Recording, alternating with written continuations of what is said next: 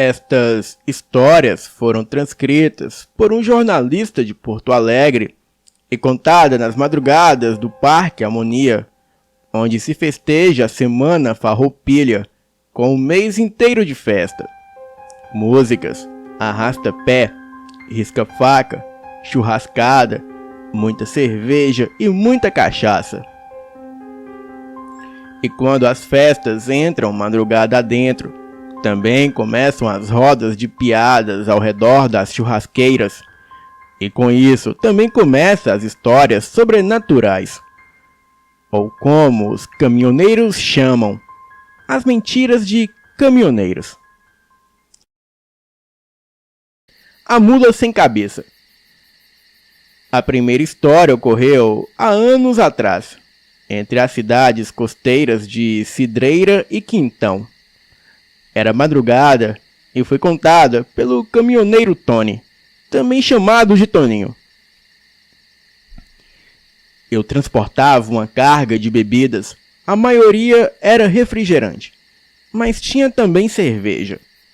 Fazer transporte de madrugada faz o caminhoneiro escutar muita música sertaneja e pensar na própria cornitude. E como todo bom caminhoneiro, não basta só escutar, tem que berrar a música sozinho na estrada. O objetivo do caminhoneiro, cantador de estrada, é afastar a tristeza, os maus espíritos e a solidão enquanto pensa nas 2 ou 3 famílias que tem pelo Brasil afora. Mas como o caminhoneiro é bicho grosso, então existe piada de que caminhoneiro não canta. Caminhoneiro ronca. Daí que a cantoria de caminhoneiro afasta tudo. Afasta mau espírito, afasta bons também. Afasta sorte, dinheiro e afasta mulher e tudo mais. Foi na saída da cidade de Cidreira que foi vista pela primeira vez uma moça na beira das dunas próximo à praia. Na hora, eu desconfiei por causa da roupa curta. Pensei que fosse apenas uma moça que fica na estrada esperando para namorar com pobres caminhoneiros, que só ficariam mais pobres. Mas na hora que olhei para a cara dela sozinha na estrada, fazendo uma expressão de puro ódio, eu percebi que era uma armadilha. Ou ela era um travesti, ou estava acompanhada dos bandidos de estrada, ou era as 2 coisas. Bem, de qualquer forma, eu é que não queria tomar no meu brioco. Na hora em que acelera o coração do caminhoneiro, o caminhão também acelera. Estava me afastando quando ocorreu a coisa mais apavorante da minha vida, que eu não posso contar para ninguém, senão toda a história cai na conta da cachaça. E confesso que eu tomei uma pinguinha antes de sair de Cidreira. Primeiro foi uma luz amarela vindo de trás do caminhão, com um barulho alto como uma sirene, e a luz vindo pela esquerda. Para mim, parecia uma ambulância querendo ultrapassar. A coisa mais normal do mundo. Diminuí a velocidade um pouco para deixar o outro veículo passar.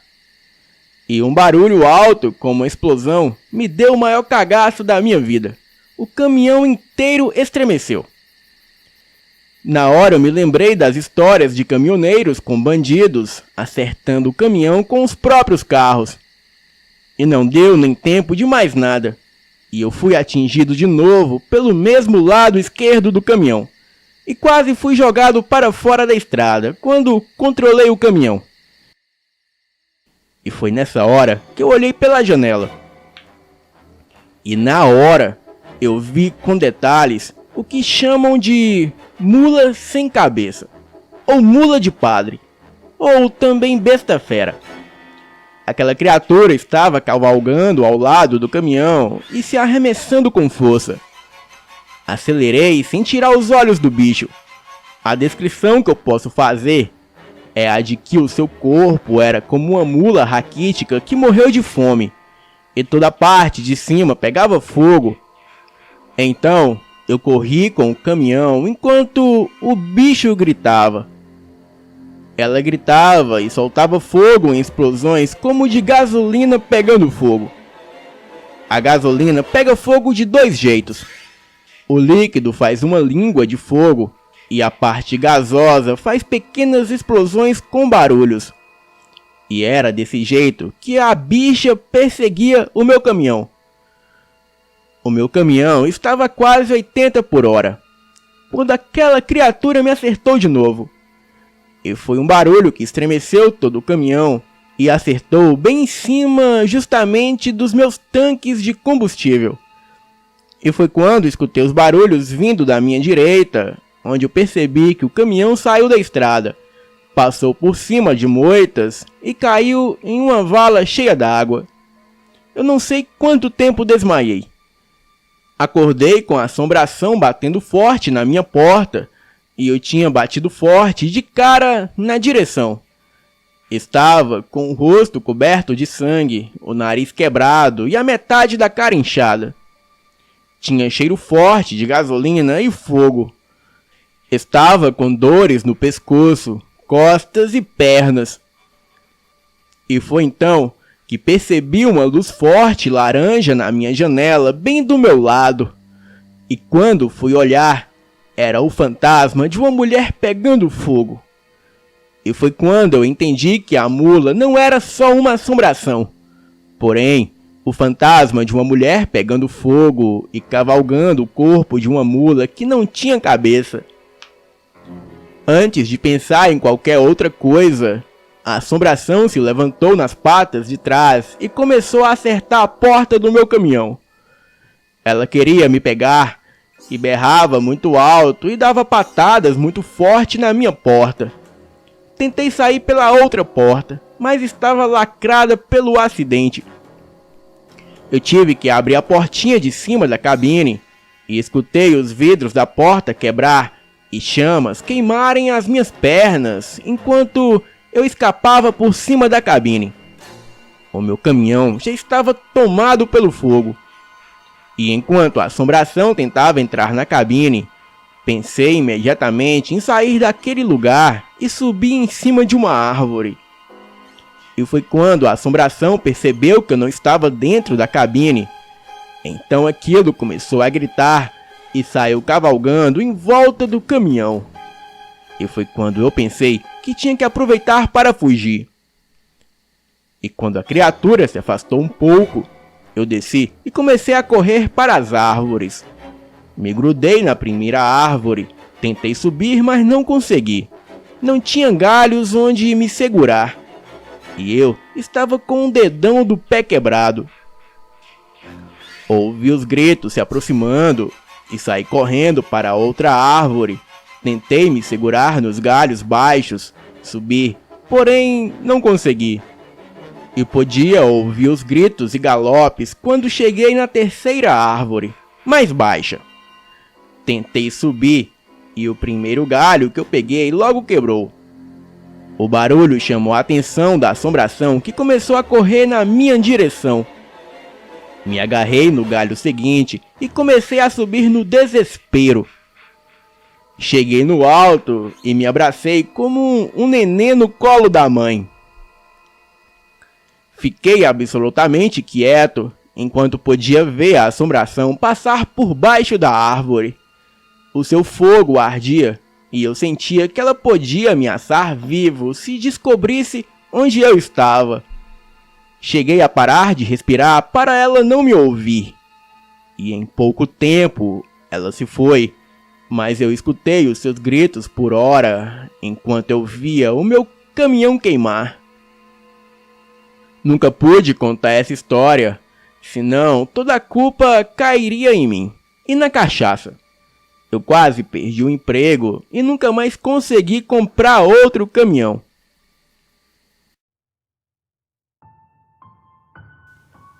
Segunda história.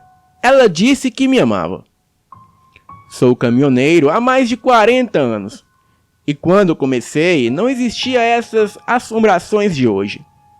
No meu tempo, as estradas tinham assombrações de mulher de branco e mulher de preto. mulher só de calcinha e sutiã, e mulher de saia curta, e até assombração de mulher que faz fiado na estrada à noite. Eu nunca encontrei, e olha que eu procurei. E foi nos anos 90 que eu encontrei pela primeira vez um novo tipo de assombração. O seu vestido era uma mistura das mais raras na natureza.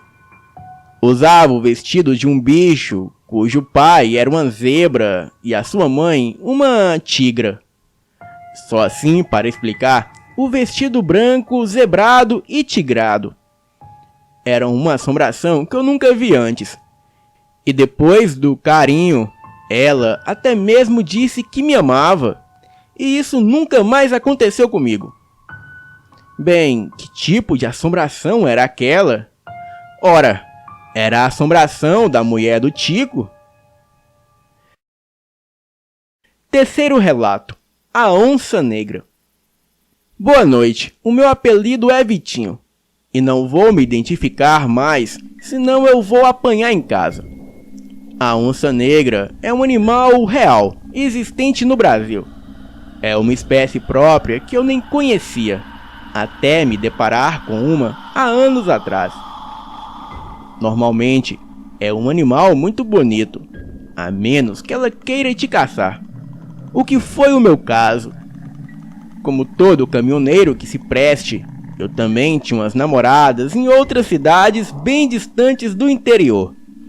E me caiu de ter uma namorada que morava em uma roça que tinha a Última Salvação, que é um nome para aquelas patentes antigas, compostas de um bom buraco no chão e uma casinha em volta. Muita vida já foi salva só por existir essas patentes antigas no meio da roça. E foi numa noite, onde eu estava passando na casa dessa namorada, que eu tive a oportunidade de fazer as minhas necessidades nessa patente velha. Era de madrugada, e eu tive que sair para contemplar a natureza e fertilizar o solo. Claro que eu levei o meu celular para conversar com a galera, distribuir pornografia para os amigos e uns coraçõezinhos no Tinder. Fiz questão de colher lindas flores e folhas perfumadas para limpar o meu fiofó. A única luz que tinha era do meu celular e tudo estava muito quieto. Mas não tinha clima de medo. Hoje, eu acredito que toda a minha sorte naquela noite mudou por causa de uma mulher. Alexi Texas. Uma atriz muito bonita e de imenso talento, cuja voz é conhecida no mundo inteiro. E sim, eu caí no gemidão do Zap Zap. A noite no meio do mato estava muito tranquila antes do gemidão do Zap Zap acordar todos os bichinhos de Deus. E logo depois disso, eu estava me limpando calmamente, sem fazer movimentos bruscos para não machucar as minhas pregas, quando percebi que uma sombra passou pelo lado de fora da porta que não fechava. Era o cachorro que começou a latir. Latia e não parava mais. Começou a me incomodar, pois o cachorro estava me denunciando no banheiro. Até parecia que queria chamar o resto da casa. E claro, como um verdadeiro estúpido, eu liguei a lanterna do celular e abri a porta para xingar o cachorro. O mato estava bem calmo quando eu percebi dois olhos brilhando.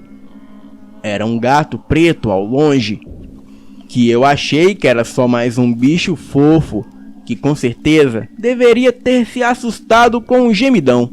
Só isso. Xinguei o cachorro e ele saiu correndo. E eu nem liguei quando o gatinho começou a se aproximar. Começou a chegar mais perto. Quando eu percebi que ele era pequeno só por estar a quase 50 metros. E foi nessa hora que eu percebi que era um animal gigantesco com quase 2 metros de comprimento do focinho à cauda. Garras de furar pneu de carro.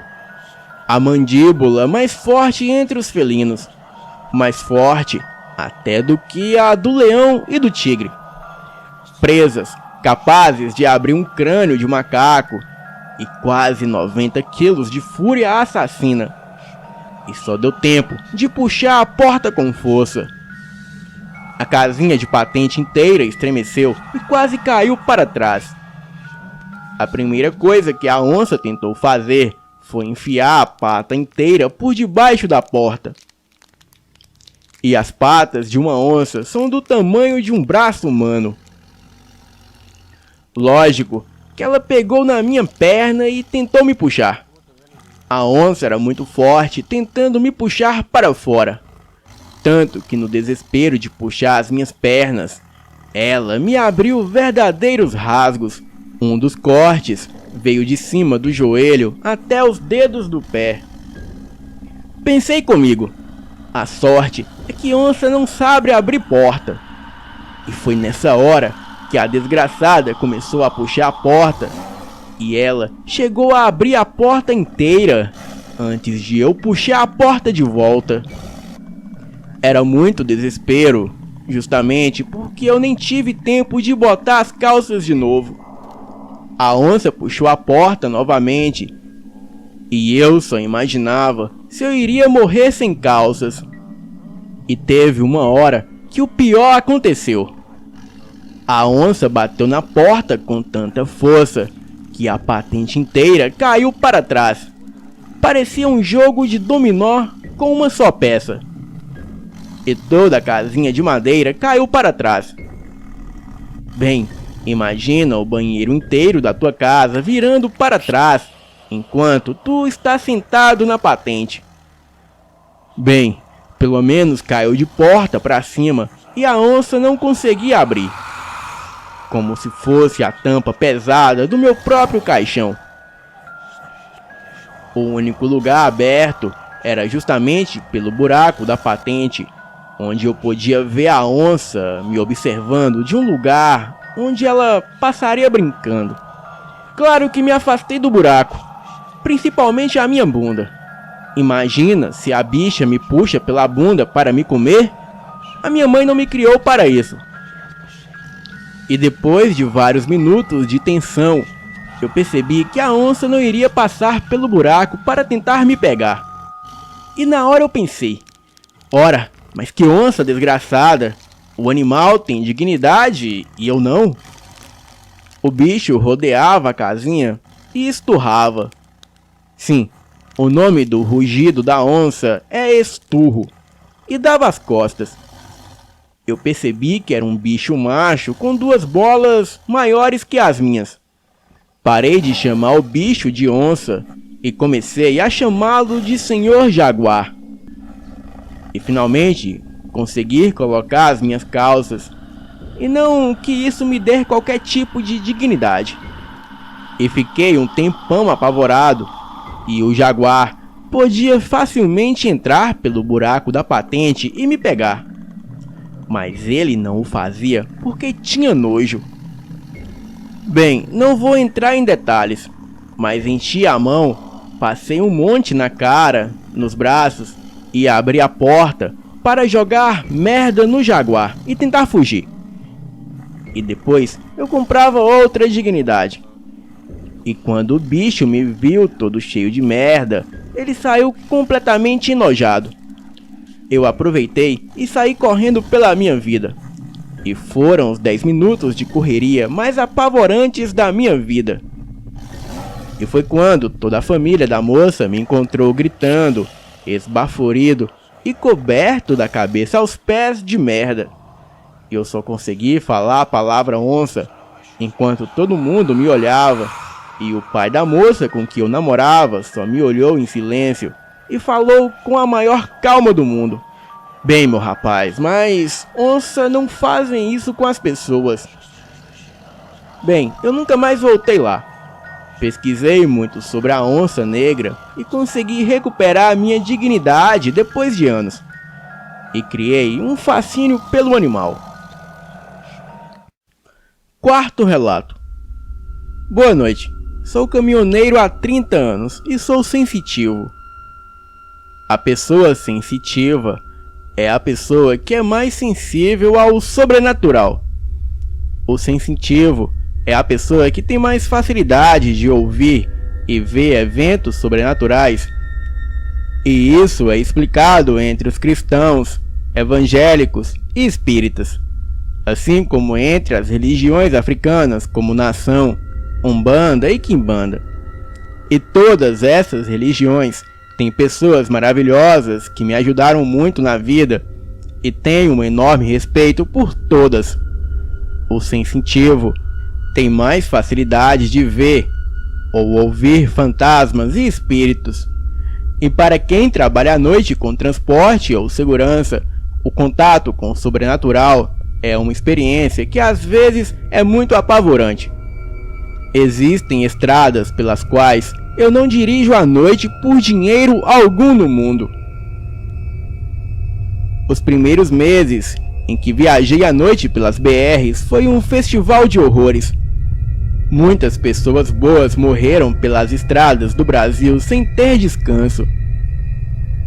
Isso significa que às vezes eu conseguia ver os fantasmas nas estradas, e o primeiro que eu vi foi um motoqueiro parado de pé, com o rosto inteiro destruído, e também sem um dos braços e camisa manchada de sangue. Sem poder descansar, os espíritos passariam anos e mais anos com a aparência de como morreram. Era comum e horrível para mim dirigir o meu caminhão e de repente ver espíritos sem cabeça ou caminhando sem pedaços pelas estradas. Pessoas que morreram queimadas ou às vezes simplesmente se transformaram em pedaços de carne tão horríveis que nem lembravam um ser humano. Uma noite eu me deparei com a lenda da Gangue do Macaco. Macaco era o apelido de um assaltante de cargas que ficou conhecido nos anos 70 por ter feito parte de um movimento comunista tipo o MR8 ou VAR Palmares. E para sustentar uma luta armada feita por terroristas, ele foi muito violento na hora de assaltar caminhoneiros, com tortura e assassinato. A história do Brasil não conta os caminhoneiros que morreram nas mãos dos comunistas terroristas. Bem, uma noite eu estava dormindo à beira da estrada quando senti um arrepio. Comecei a ouvir vozes e sabia que tinha que fugir de bandidos. Liguei o caminhão mais rápido que pude e quando olhei para o lado de fora, eu vi 4 bandidos parados de pé ao redor do caminhão.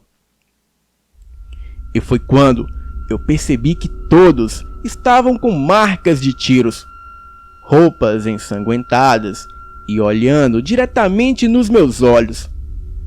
Levei um tempo até perceber que todos estavam mortos. Era assustador, pois eles não faziam absolutamente nada, enquanto lentamente flutuavam na minha direção. Era assustador porque em todas as paradas daquela estrada eu era acompanhado por aqueles mesmos fantasmas. Bem, eu parei de andar por aquela estrada. E a pior coisa é ver os fantasmas das crianças.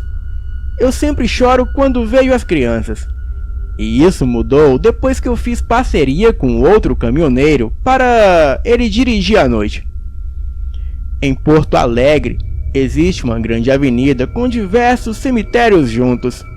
A Avenida Oscar Pereira possui de uma só vez os cemitérios João 23, São Miguel e Almas, cemitério evangélico e cemitérios judaicos. 4 cemitérios juntos, sem falar no crematório. E eu nunca andei por aquela avenida à noite, até que fui uma festa evangélica ali perto para comemorar o nascimento do meu primeiro neto. Na volta para casa, o carro da família estragou e eu fiz questão de deixar todo mundo se divertir na festa enquanto eu levava o carro em um mecânico que ficava na avenida. Era só atravessar os cemitérios às 21 horas. A primeira coisa que impressiona é a beleza natural dos cemitérios feitos para ser um lugar de repouso religioso. O cheiro de flores vinha com as meninas que cuidavam de vender grandes vasos bonitos em frente aos cemitérios, e existia ali todo um clima de paz. A minha família ficou se divertindo enquanto eu arrumava o carro. Moleza. Agora era só voltar a pé pela rua dos cemitérios. Na volta, eu fui abordado por um mendigo que pedia um trocado para comer. Ele me contou rápido a triste história de que não tinha nada em casa e que a família passava fome. Eu tirei R$ 10 do bolso e entreguei na mão dele. Nessa hora, eu percebi que a sua mão era extremamente gelada e esquelética. Olhei nos olhos dele e vi os olhos mortos. A sua mão não conseguia segurar a nota de R$ 10, mas sim segurar o meu braço com muita força. Fiquei apavorado e puxei o meu braço. Saí o mais depressa que eu pude, escutando o fantasma pedindo algo para comer. E foi quando eu percebi mais vozes pedindo ajuda. Eu estava com muito medo quando percebi inúmeros fantasmas me perseguindo. Alguns pediam ajuda e outros pediam comida, e os violentos pediam por drogas. Cheguei na igreja sem fôlego, coração tropicando e branco de tanto medo. Bem, pensem num negão branco. Era eu. No espiritismo e na umbanda, uma pessoa que morre com muito sofrimento, como fome ou vício em drogas, se agarra ao sofrimento após a morte, podendo se tornar um espírito violento. Quinto relato. O demônio veio me pegar. Bem, essa história eu conto rindo, mas acreditem, foi muito assustador na hora. Mais uma noite de estrada, e os caminhoneiros fazem de tudo. Baixam podcast, CDs de tudo que é artista, pendrive de beira de estrada, discos antigos da Costinha com Ari Toledo, coisas que eu recomendo muito. Pois uma noite ficamos no rádio só contando histórias de terror. Lógico, é a coisa mais errada do mundo usar o rádio para história de terror. Pois caminhoneiro que vai me ouvir agora vai me chamar de mentiroso e burro. E eu entendo. Bem, que se lasquem. Na hora de dormir que me ocorreu a desgraça. Tava com a cabeça cheia de histórias de assombração, lobisomens e demônios, quando fui me arrumar para dormir.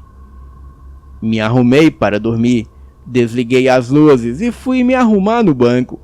E foi nessa hora que eu senti uns fisgão na cabeça. Como se uma mão com garras estivesse fincando as garras na minha cabeça. Eu pensei que era mentira, mas era real. Uma mão começou a fincar as garras na minha cabeça e a berrar. E foi o maior cagaço da minha vida. Liguei as luzes e saí correndo da cabine do caminhão. Bem, eu juro para vocês, era uma coruja que estava escondida dentro do meu caminhão. Pois na hora de me arrumar para deitar, eu botei a minha cabeça em cima dela, e ela se lanhou toda. Bem, na hora eu até gritei para os companheiros que era o demônio que estava vindo me pegar.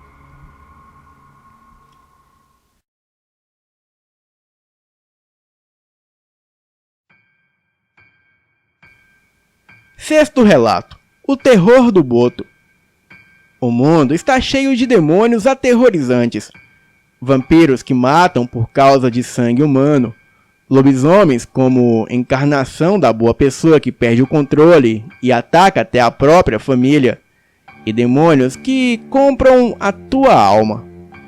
Deuses malignos que exigem sacrifício de sangue e também até de morte.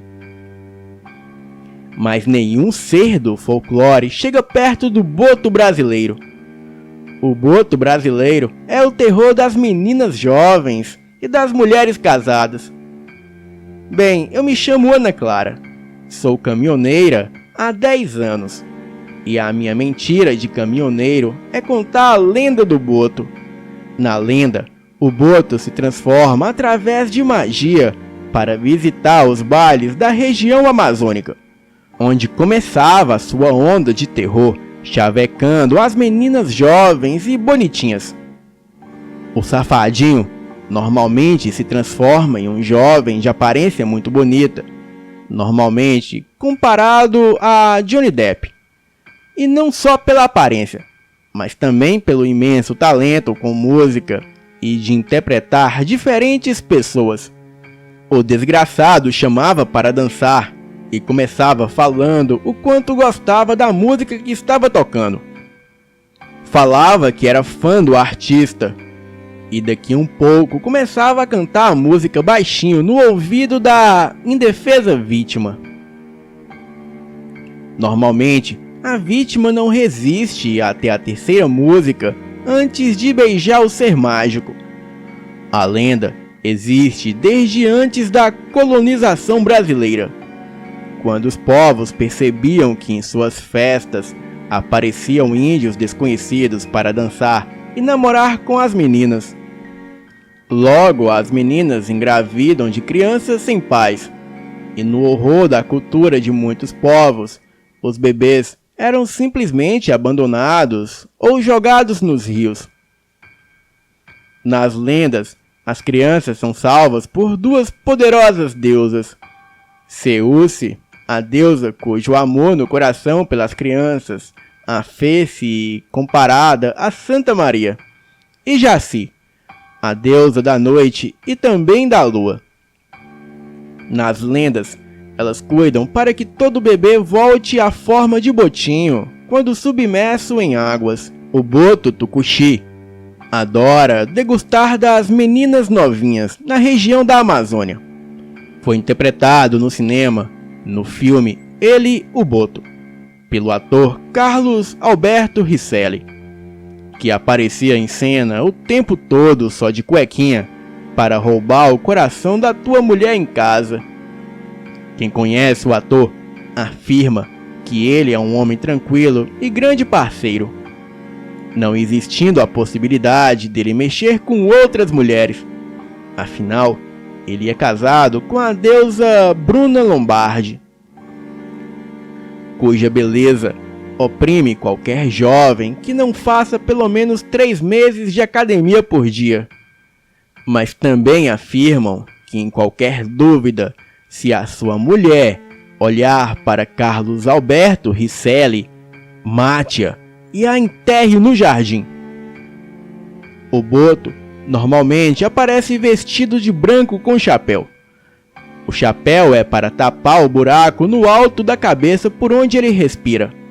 Mas é importante lembrar que o boto, mesmo safado e sem vergonha, não é um ser injusto, pois considera que as suas ações são presentes para as pessoas. Pois as mulheres ganham lindas crianças e os seus maridos ganham um lindo par de chifres. Já o boto cinza é conhecido das praias a partir de Santa Catarina. O safadão é conhecido por atacar surfistas catarinenses e gaúchas.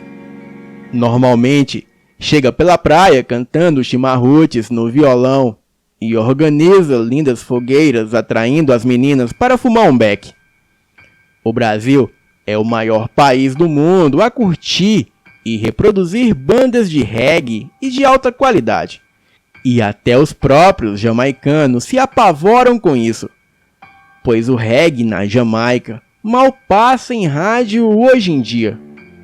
O boto cinza normalmente manda ver no surf à noite, ou fica nos festivais na beira da praia tocando um pouco de tudo. Desconfie se encontrar um jovem na praia tocando Legião com um monte de mulher em volta. Já o boto cor-de-rosa, ele ataca impiedosamente a população de gays, lésbicas, bissexuais encalhados e curiosos. O legítimo boto, comedor de torzinho de curioso, o único ser da mitologia brasileira com perfil oficial no Grindr, no Instagram e no OnlyFans. Curiosamente, é o ser mais gente fina da mitologia. O heterossexual que tiver uma amizade sincera com o boto cor-de-rosa perceberá que ele sempre apresentará todas as suas amigas mais gatas, além de convites para festas que sempre brotam pelo WhatsApp. Mas cuidado, ele mesmo afirma: a sua natureza festeira esconde um lado selvagem que sempre deve ser cuidado. O amigo heterossexual jamais deve dormir de bruços na casa do boto cor-de-rosa, ou descobrirá que o boto dá bote. E a mesma desconfiança vai para todo casal gay que se aproxima 50 metros do boto cor-de-rosa. Afinal, o seu lema é que não existe traição se rolar trissome. Ele gosta muito de organizar orgias com o número mágico de 11 pessoas, pois isso significa um depois do outro. E sendo um animal natural transformado em ser humano pela magia dos deuses, ele compreende perfeitamente pessoas transexuais pelo direito do ser humano de sempre se reinventar. Bem, a pessoa só tem que ter cuidado com o ombro do amigo boto cor-de-rosa. Afinal, o boto não tem ombro, e muito menos pinto. Os inimigos naturais do boto cor-de-rosa são os jacarés, a sucuri, o preconceito, a discriminação e as velhas fofoqueiras. Mas os maiores inimigos do boto cor-de-rosa são os militantes LGBTs, que querem impor sexualidade para as crianças, pessoas que produzem livros infantis com conteúdo de sexo ou que fazem exposições em museus para atacarem as crianças. Bem, eu fui atacada por um boto, e o meu marido nunca desconfiou que o filho não é dele. Bem, espero que o meu pequeno não se transforme em um botinho e ataque as moças, ou quem sabe os moços. Boa noite.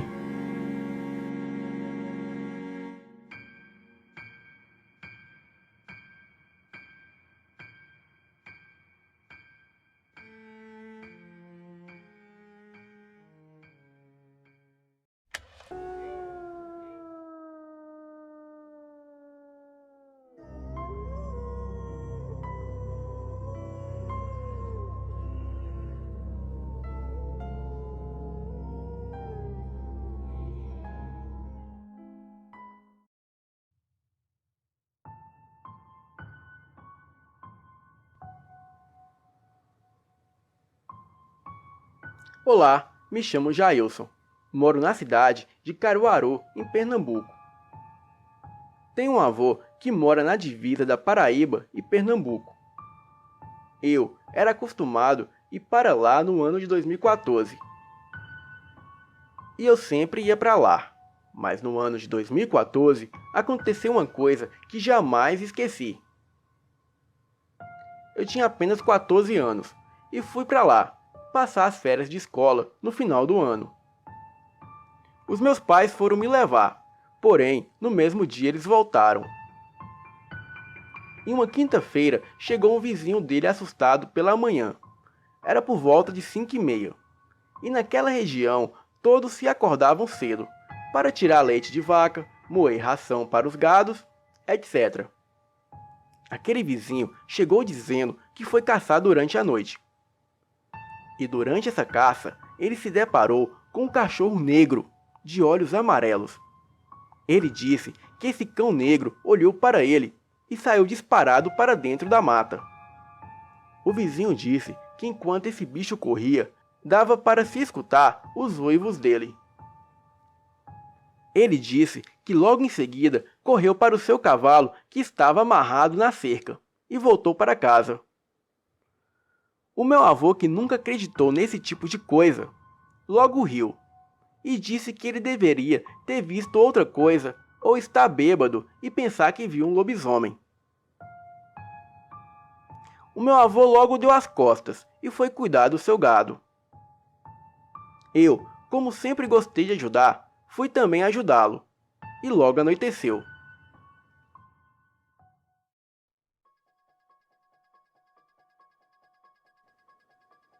A casa do meu avô já tinha energia, e logo ligamos a televisão e começamos a assistir.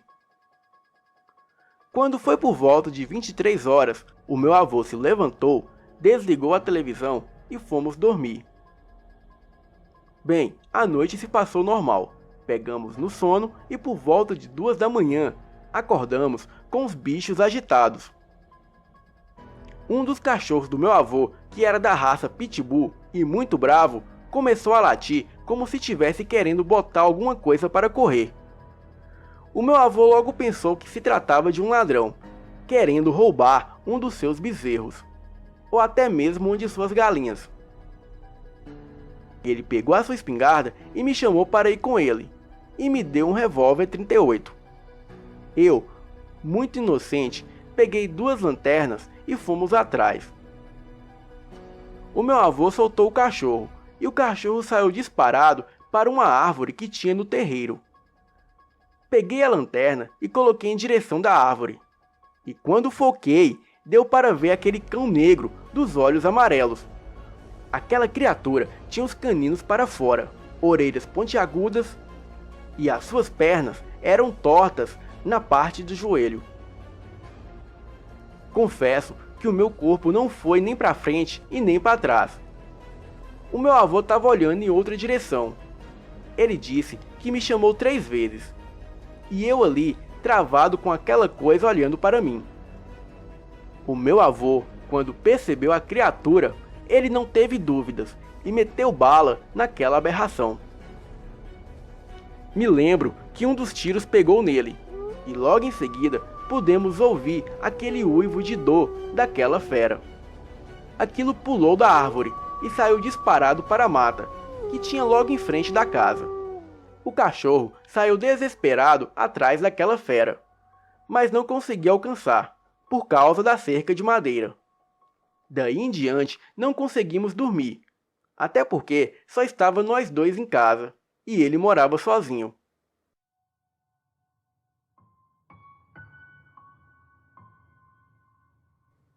Nunca mais me esqueço daquela cena. Sim, para terminar, quando foi por volta de 10 da manhã, chegou um senhor lá, com um machucado no ombro, que parecia de tiro. Aquele homem estava pedindo um pouco de açúcar e mel. O meu avô logo lhe entregou o açúcar e o mel, e logo que esse homem virou as costas, o meu avô olhou para mim e disse: "O tiro que eu dei na fera ontem foi no mesmo lugar aonde está machucado aquele homem." Depois desse dia, eu nunca mais voltei na casa do meu avô, e nunca mais vou me esquecer desse fato.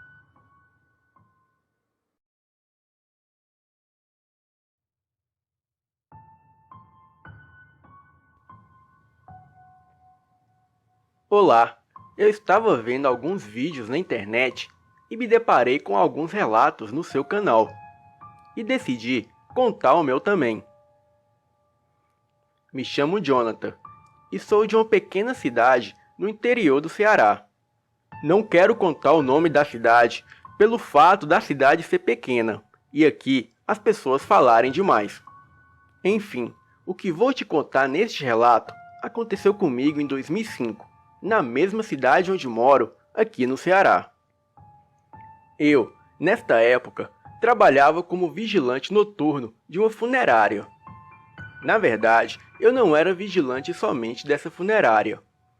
Eu trabalhava para uma empresa de segurança, de modo que fazíamos rodízio de semana em semana. Era esse o nosso esquema de rodízio. E durante a primeira semana de quaresma, eu fiquei responsável por ficar na funerária. Do contrário que todo mundo pensava, a funerária não tinha nada de tenebroso. Era um lugar calmo e diferente, bem iluminado e com uma recepção agradável. A única coisa que era diferente dos outros lugares eram os caixões que eram expostos lá. Fora isso, não tinha nada demais. Mas algo que era, por assim dizer, incômodo, era o acesso à funerária. Eu vou explicar melhor. Essa funerária ficava nos limites da cidade, meio afastado da população e próximo ao cemitério principal da cidade. E assim, para chegar mais rápido, o melhor caminho era cortado por um parque que tinha na cidade. O parque ficava nos fundos do cemitério. Então, eu fazia o caminho mais rápido, que era entrar no parque e passar por dentro do cemitério, e sair na avenida. Aí, era só andar mais alguns poucos metros, e pronto, já estava na funerária Santo Anjo. Eu já trabalhava nessa empresa de segurança há uns 8 meses, e nunca tinha passado por nada estranho. Já tinha ficado várias e várias vezes nessa funerária e nada me incomodava. A única coisa é que quando eu chegava em casa, a minha mulher insistia em lavar as minhas roupas e me fazer tomar banho. Ela dizia que esses lugares eram carregados de energias negativas e que eu não podia trazer isso para casa. Enfim, mas algo nesse dia estava diferente.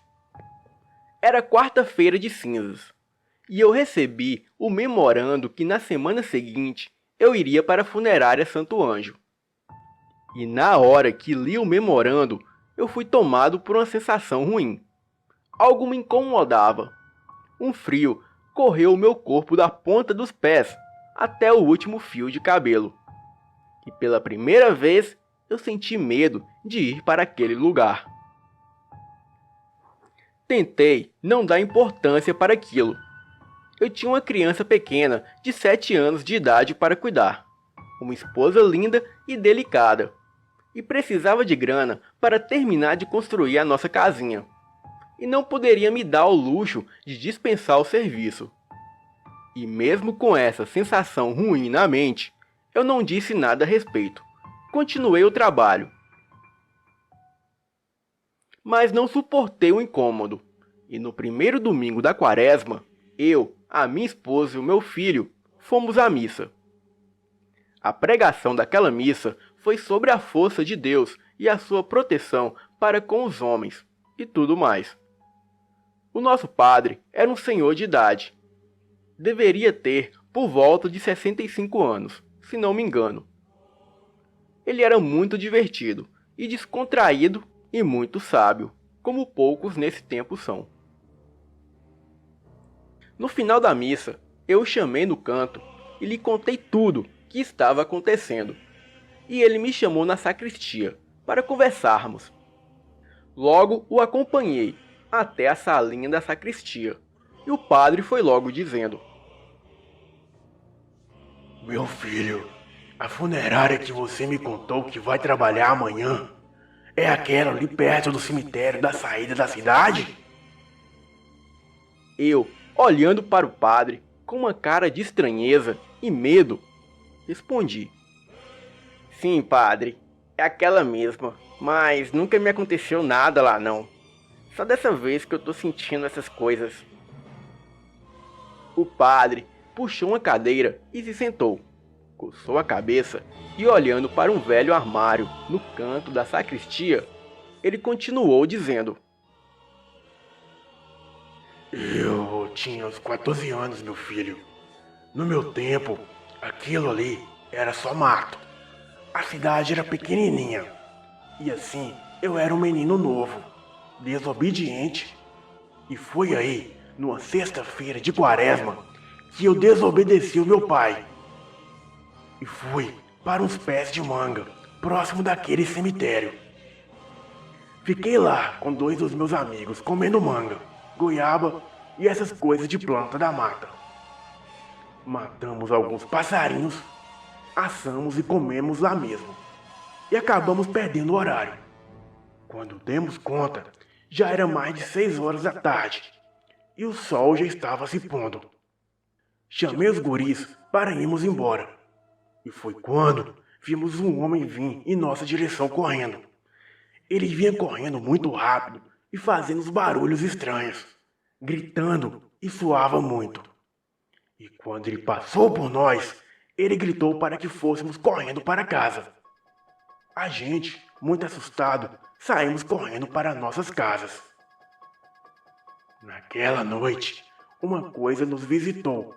Era algo muito forte que tentava de toda maneira entrar em nossas casas. Um dos meus amigos disse que o seu pai acertou um tiro na coisa. E o que o pai dele contava é que era um lobisomem e que provavelmente sentiu o nosso cheiro e quando se transformou, aquilo veio atrás das presas dele, pelo cheiro. E desse dia em diante, eu decidi que viraria padre.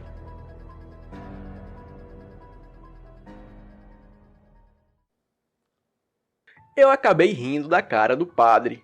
Eu não suportei essa conversa de lobisomem. E tentando controlar o riso, eu falei ao velho: Padre, pelo amor de Deus, como o senhor pode contar uma coisa fantasiosa dessa? O senhor acha mesmo que eu vou acreditar nisso? Acreditar que o senhor viu um homem que virava lobisomem? Eu achei que o senhor iria rezar em mim. Aí o senhor me vem com uma dessas? O senhor que me perdoe, padre, e que Deus me perdoe, mas eu não posso acreditar nisso não. O senhor deve estar ficando gagá. Tô achando que está na hora do senhor se aposentar.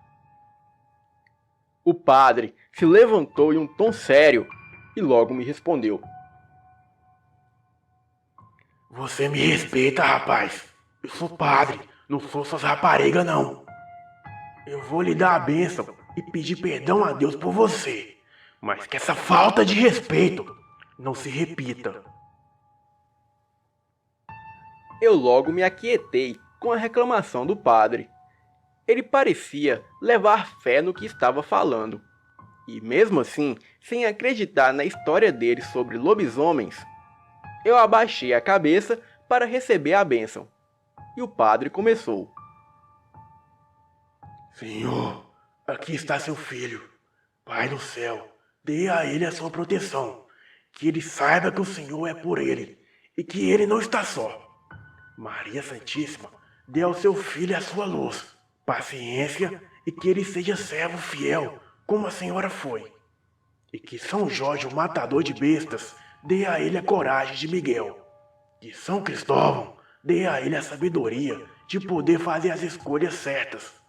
E que São Bento o guarde e que o proteja dos males que o inimigo trama contra a vida dele. Em nome do Pai, do Filho e do Espírito Santo. Saí dali com uma sensação de alívio e proteção. Mas mesmo assim, aquele medo de alguma coisa insistia em me acompanhar.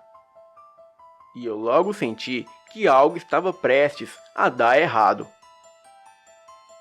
No dia seguinte, passei o dia todo na casa com a minha mulher e com meu filho, conversando e brincando. Eu estava me sentindo tão bem com eles, e foi assim o dia todo. Quando chegou a tardezinha, eu logo fui preparar o meu uniforme. A minha mãe chegou perto de mim, pois eu morava no fundo da casa da minha mãe, num puxadinho. Enfim, a minha mãe veio até mim e começou a dizer: Meu filho, está na hora de você buscar um emprego melhor para você. Esse seu emprego é muito perigoso. E se acontecer alguma coisa?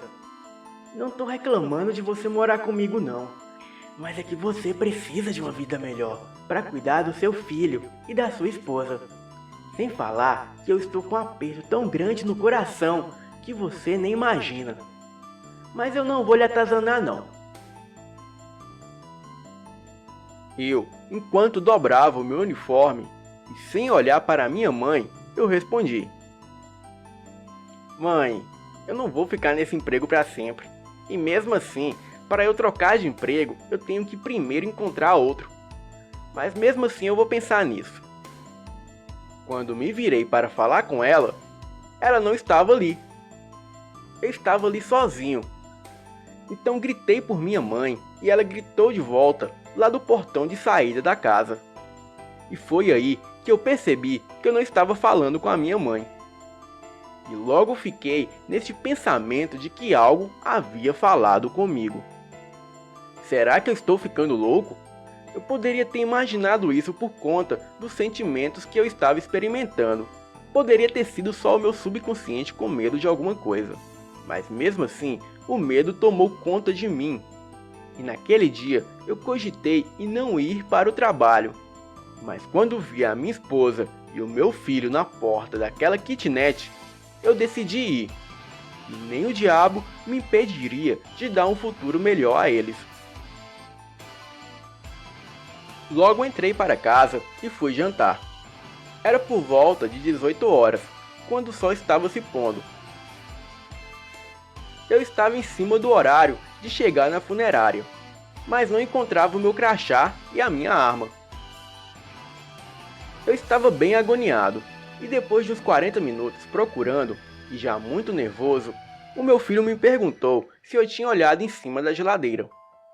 Daí eu lembrei que eu sempre guardava lá por ser o lugar mais alto da casa, e onde ele não poderia pegar nem a arma e nem o crachá.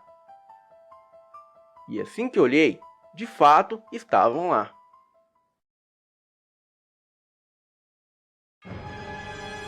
Eu saí às pressas, e no caminho eu me lembrei que não tinha como evitar e teria que passar por dentro do parque e por dentro do cemitério. Quando cheguei perto do parque, uma fina garoa começou a cair. Não tinha uma alma viva na rua, e tudo que se ouvia era o chiado das gotas de chuva cair no chão. E com isso, também se ouvia o som dos cães de rua que grunhiam e latiam descontroladamente. Esse clima me dava medo, e ao entrar no parque, eu notei que as pequenas lâmpadas que iluminavam o parque estavam apagadas. Era um breu total.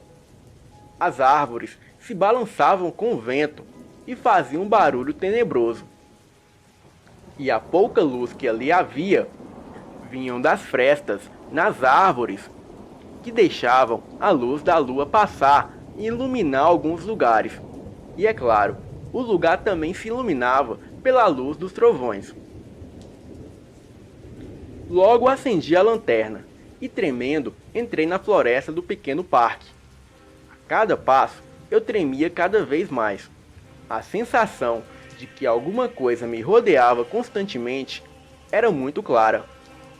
O meu medo de morrer ali era imenso. Então me pus a rezar bem baixinho naquele lugar. Eu fiz a oração do anjo da guarda em latim.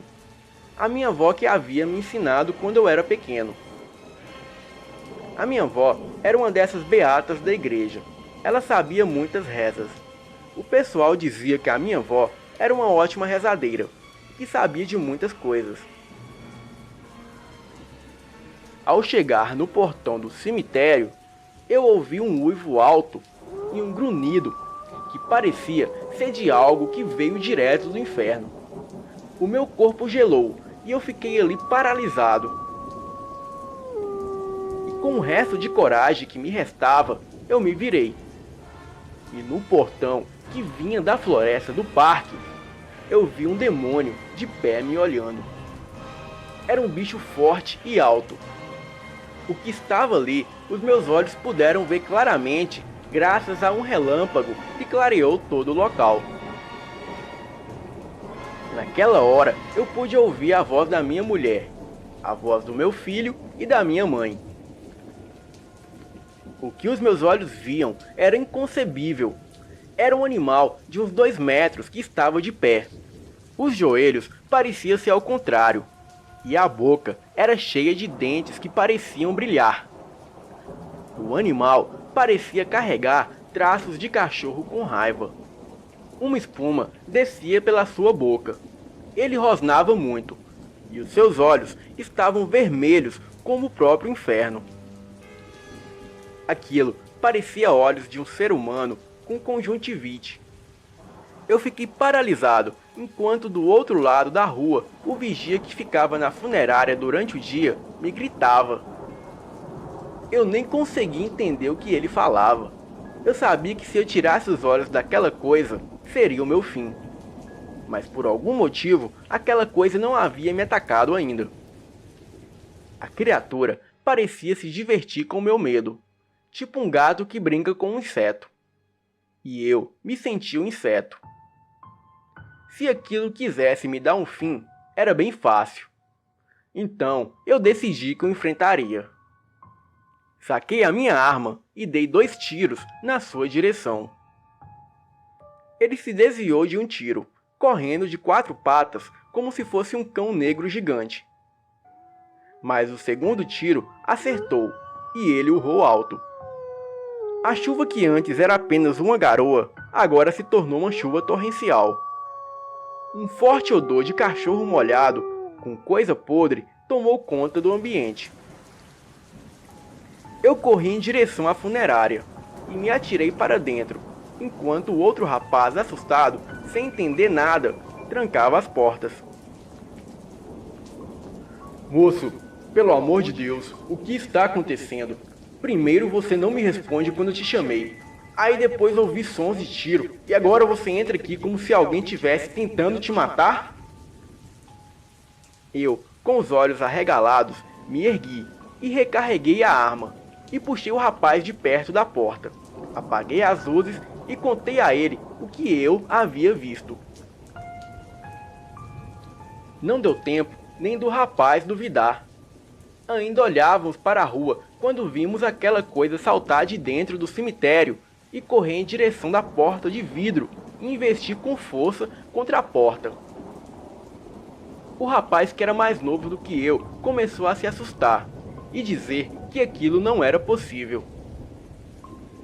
Ele tremia enquanto carregava o revólver. O monstro enfurecido se atirava contra as portas e fazia a estrutura tremer. A porta se abriu. Eu e o garoto não contamos tempo e logo disparamos os 2 revólveres no bicho. Não o matamos, mas por o acertar várias vezes, ele logo saiu correndo. Os urros e grunhidos se afastavam aos poucos. Só então a chuva cessou. Chamamos a polícia. Entretanto, não conseguimos explicar esse fato. Acabamos dizendo que um homem drogado havia invadido a funerária na hora da troca de turnos. E mesmo sabendo da verdade, acabamos deixando essa história como versão oficial. Afinal, não daria para explicar.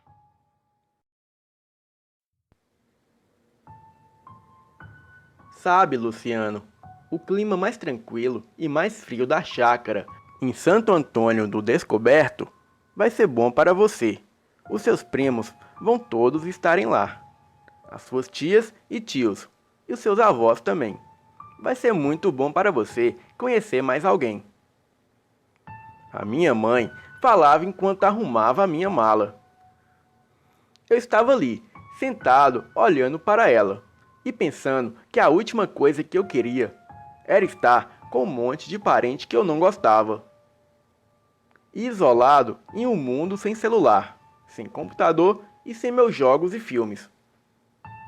Eu era um adolescente de 15 anos e só saía do quarto para ir à escola. E naquele dia estávamos indo para a chácara da minha avó passar o feriado de Semana Santa. Eu não era o tipo de garoto que fui criado correndo descalço nas terras da chácara, colhendo frutas no pé e ajudando nas atividades da roça. Isso não seria normal para uma pessoa como eu. E era exatamente por isso que eu relutava em ir para a chácara dos meus avós. Mas por fim acabei concordando. Nesta época, morávamos no condomínio privê, em Ceilândia, um bairro até legalzinho de Brasília, bem próximo a Taguatinga. Era um lugar até bem calmo para uma metrópole como Brasília. A nossa casa era uma casa grande para os padrões econômicos de hoje em dia. Era uma casa de 3 quartos, ampla, com 2 salas e uma bela cozinha. Isso era uma das poucas heranças que o meu pai havia nos deixado. O meu pai era policial militar na GTOP, uma espécie de força tática em Brasília.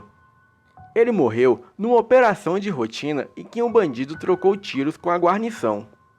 Em todos os anos, desde a morte do meu pai, eu fiz somente um amigo. O seu nome era Adriel.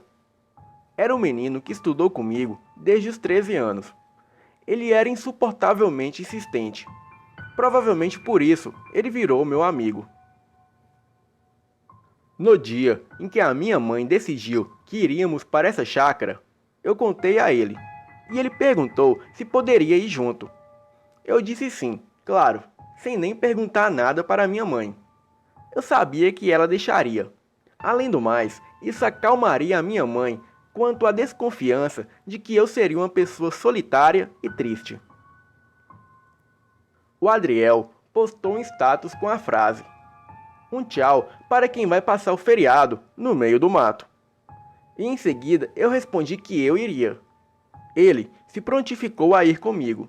Ele disse que queria aliviar a tensão do estresse da vida na cidade grande. Então, estava tudo combinado. Sairíamos da minha casa por volta de 5 da manhã. E passaríamos na casa dele para buscá-lo. E logo seguiríamos para a chácara, que ficava uns quilômetros de distância do nosso bairro. Era algo entre 20 e 40 quilômetros, eu acho. E com a direção lenta da minha mãe, seria mais de 1 hora para que chegássemos. Então, chegaríamos por volta de 6 da manhã ou mais. Eu me lembro que sempre antes de sair para o trabalho, o meu pai se despedia de mim e falava o seguinte: "Cuide da casa e de sua mãe, e não deixe nada de ruim acontecer. Você é o homem da casa." O meu pai era muito corajoso e participativo. Ia na minha escola e tudo mais. Uma certa vez, ele me contou algo que me deixou com medo. E isso foi no dia que fomos acampar na Chapada dos Veadeiros, próximo de Alto Paraíso de Goiás. Era época de quaresma, e quando ele começou a dizer: "Luciano, sabe que daqui a uns dias tem a Semana Santa na chácara da sua avó, né?" E eu logo respondi: "E o que tem? O senhor sabe que eu não gosto daquele lugar, né?" Ele se sentou na rede, apanhou um graveto e, mexendo na fogueira, começou a me contar uma história.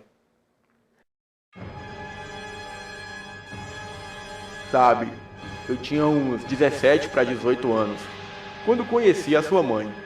O pai dela, o seu finado avô, era muito bravo. Era um cabra macho mesmo. Ele andava, inclusive, com 38 preto na cintura. Ele não era mal encarado, e nem de fazer confusão. Muito pelo contrário, ele era amigo de todo mundo. Mas ninguém o desafiava, e tampouco cortejava as suas filhas. Eu, como era de fora, eu não sabia quem ele era, e acabei dando em cima da sua mãe. Chamei ela para sair e tudo mais. Às vezes, ia buscar ela na escola com a moto do meu pai, que era outro senhor muito respeitado lá em Santo Antônio do Descoberto. Quando eu descobri que o pai dela era bravo e andava com uma arma, já era tarde. Eu estava apaixonado. Um certo dia, eu fui pedir a mão da sua mãe em noivado para o pai dela. E ele, me olhando com uma cara de nojo, começou a me interrogar. Perguntou o que eu fazia da vida, perguntou se eu trabalhava e estudava, e o que eu queria fazer da vida. Quando eu expliquei a ele que eu trabalhava na roça do meu pai de manhã e estudava à tarde, ele logo desfez o semblante de braveza. Acho que ele notou que eu era esforçado e muito respeitoso. Então continuamos a conversa. Uma conversa longa e complicada. Cada resposta minha colocava a minha vida em risco, se é que você me entende. A nossa conversa durou a tarde toda, e eu, sempre muito altivo, o respondia, sempre terminando as frases com senhor, sempre, para poder demonstrar respeito. Quando, por volta das 19 horas, eu disse que a conversa estava boa, mas que eu precisava ir, pois a moto do meu pai estava com o farol bem ruim, e não poderia seguir à noite por aquelas estradas sem farol. Me despedi de todos e saí na moto, naquelas estradas esburacadas. Eu ia devagar, para não cair num buraco ou algo assim. Quando eu cheguei na porteira da chácara, eu vi algo estranho. Era uma figura que parecia um macaco de cócoras próximo à saída da porteira, num carreiro que dava acesso à estrada. Achei que aquilo era o pai dela, que tinha pego algum atalho pela plantação de banana para testar a minha coragem. E comecei a ir em direção à coisa. E ao me aproximar, eu senti aquele cheiro pútrido, estranho, e ouvi os grunhidos básicos daquela coisa. Logo eu percebi que não era o pai dela, e sim um lobisomem. Logo lembrei que estávamos em época de quaresma, e que o pessoal da região dizia sempre que essas coisas existiam por lá. Desci da moto olhando para aquela coisa e apanhei um pedaço de pau, e fiquei ali, olhando ele. E foi quando, de repente, eu vi um cavalo grande sair da plantação de banana. E num reflexo rápido, um tiro acertou a criatura. Aquilo saiu correndo, grunhindo, e eu fiquei extasiado. E logo em seguida, apareceu o pai da sua mãe no cavalo. Ele logo disse que seria melhor que eu dormisse na casa dele, aquela noite, porque ele não sabia se a coisa estava longe ou estaria perto, observando. Voltei, empurrando a moto, e nunca mais vi aquilo. Eu não sei se ele morreu ou sei lá, mas desse dia em diante, eu passei a entender por que o seu Nelson andava sempre armado. E passei a fazer o mesmo também. Eu não poderia correr o risco. E por esse motivo é que eu te ensino a atirar. E também é por isso que eu te matriculei nas lutas. Afinal, um dia eu não vou estar por perto. E preciso que você seja capaz de se proteger. E proteger a quem você ama. Eu, neste momento, já estava sentado na rede também, olhando fixamente para o meu pai, que havia contado isso com tanta calma e seriedade, que parecia haver algo que o protegia. Ele parecia estar sempre seguro das suas decisões. Isso, de certa maneira, me assustava. Afinal, eu não sabia o que levava ele a essa calmaria toda. Principalmente ao contar uma história assim, no meio do mato.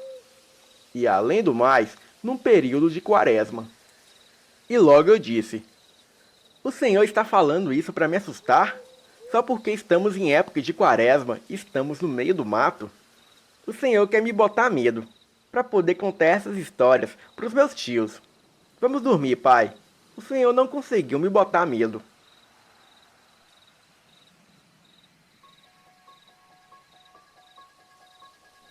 O meu pai apenas resmungou algo baixo, que não entendi. Eu logo vi a sua silhueta se deitar na rede, e mesmo morrendo de medo, acabei pegando no sono. E esse foi o último dia que eu e o meu pai passamos junto. Depois disso, veio a ocorrência que já mencionei, o falecimento dele.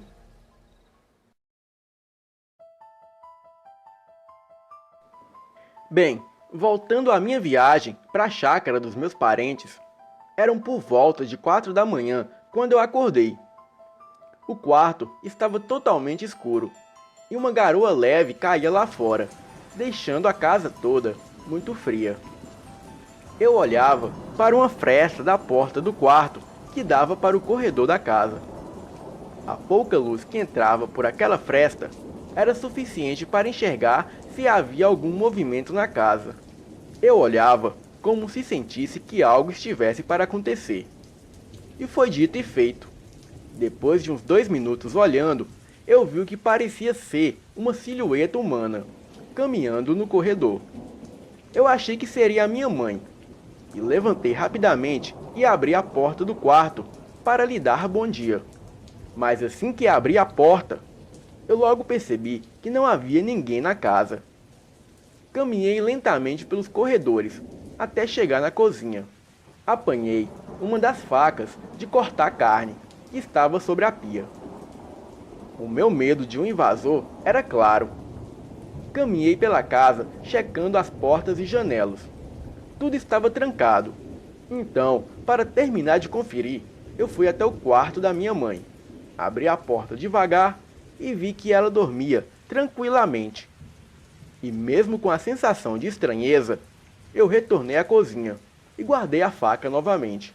Aquilo tudo era muito estranho e inexplicável, mas logo decidi não contar nada para minha mãe, para não assustá-la. Em seguida, eu fui tomar o meu banho, me troquei e me aprontei para sairmos. Passamos na casa do meu amigo, na hora combinada, e ele já nos esperava na área da frente da sua casa. Colocamos as suas coisas no porta-mala enquanto ele se despedia dos seus pais.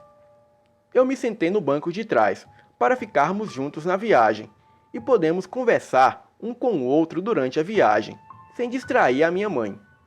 Fomos conversando e rindo a viagem toda, falando as bobagens da escola e de jogos, é claro. Afinal, era somente sobre isso que conversávamos o tempo todo. Enfim, o caminho era calmo e nada de anormal. Brasília parece ser sempre igual. Toda a região ali próxima é desse jeito. Mas logo em seguida, a paisagem mudou quando começamos a dirigir em direção à chácara. O asfalto dava lugar a uma estrada esburacada e muito apertada de cascalho, e que de maneira alguma caberia 2 carros ali. A minha mãe parecia estar feliz e contente. Ela estava com a cara de felicidade de quem revisitava boas memórias. E essa era a minha confirmação que essa era a estrada correta. Afinal, se eu fui 2 vezes nessa chácara da minha avó, foi muito. E logo que saímos dessa estrada apertada, os meus olhos se encheram de uma paisagem linda. Era uma planície verde, que parecia nunca acabar. Tinha uma mata densa de grandes árvores ao fundo. E lá ao longe via-se uma casa enorme. A estrada, que outrora era afunilada e claustrofóbica, agora dava lugar a uma estrada grande e larga, que acompanhava as curvas de baixada que dava acesso à casa. Via-se também um rio, que passava ao lado da casa cerca de uns 150 metros. E ali também havia vários cavalos, patos, gansos, cachorros. Enfim, o cenário era lindo e encantador. Cara, que lugar lindo! Nossa, mano, parece um lugar de filme. Como você pode não gostar de um lugar assim? Porra, velho! Adriel falava muito surpreso enquanto abria os vidros do nosso carro para olhar lá fora. Uma brisa suave vinha do sul e trazia um cheiro do mato molhado, sem cheiro de gasolina, e sem aquela poeira do ar, e sem o ar seco, como é na cidade. Ô de casa! A minha mãe falava enquanto entrava na casa, largando a sua bolsa num sofá grande na sala. Uma voz meio rouca e cansada respondia lá de dentro. E foi quando eu vi a minha vozinha vindo da cozinha, com mais 2 mulheres lhe acompanhando. Ela tinha os seus 80 anos de idade, caminhava bem devagar e já estava bem debilitada por causa da idade. Mas ela conversava muito bem, era lúcida e ainda fazia algumas coisas de casa, como comida e algumas outras coisas, mesmo contra a vontade das minhas outras tias, claro. Logo dei benção à minha avó e apresentei o meu amigo Adriel, e disse que ele veio comigo para passar a Semana Santa aqui, na casa com a gente.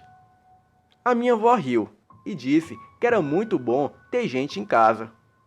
E também disse que ia precisar de uns rapazes para ajudar em umas coisas. Todos nós rimos e a minha avó mandou que fôssemos procurar um lugar para dormirmos. Ela nos orientou que os meninos estavam ficando com os últimos quartos perto da cozinha, na parte de cima da casa. E as meninas na parte de baixo. E os casais também. E assim, eu e o Adriel subimos para guardarmos as malas. Era impressionante como alguém praticamente antissocial como eu poderia estar gostando tanto daquele lugar. O meu quarto ficava de vista para o campinho. Eu nem sabia jogar bola direito, mas logo descemos correndo para o campinho.